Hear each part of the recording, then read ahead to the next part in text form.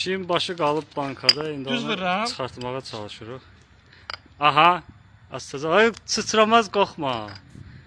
Uy bile. Bir şey heç olmadı. Yox, bir şey olmadı. Öz bankaya ola. Nəsə çıxardın. Diyan gözlə. Kisə. Oradan vurmaq lazımdır. Dibdən. Oradan vur. Hə, başlasın. Astaca vur prosta. Bir şey gözlə bir dəqiqə. Gözlə bir dəqiqə. Astaca vur. Bək vurma ya. Asta Ya. vur ki.